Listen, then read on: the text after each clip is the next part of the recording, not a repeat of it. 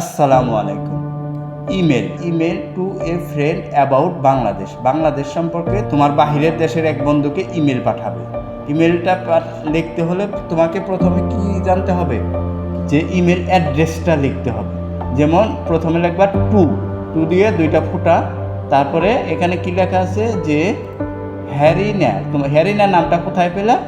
যে হ্যারিনা হলো তোমাদের পরীক্ষা প্রশ্নপত্রে দেওয়া থাকবে যে নাম সেটাই, অথবা তোমাদের সিলেবাসে হ্যারিনা দেওয়া আছে, তাই আমি হ্যারিনা লিখছি।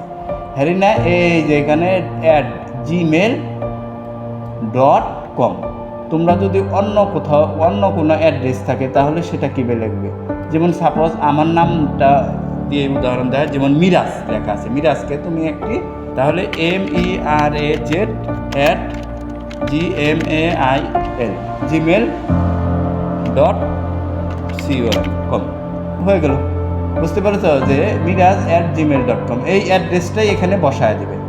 তারপরে subject about my country Bangladesh, তারপরে যথারীতি dear Harina comma hope you are fine, I am also fine, today I want to tell you about my country Bangladesh is a beautiful country.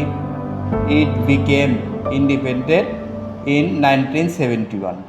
There are many interesting places in Bangladesh such as Coxbazar, the Sundarban and Saint Martin Island. Our national language is Bangla. I love my country very much.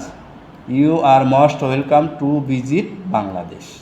শেষ best wishes তোমার নাম এখানে লিখে দিবা। সবার শেষে চ্যানেলটি subscribe করে পেজটি ফলো করবে। ধন্যবাদ।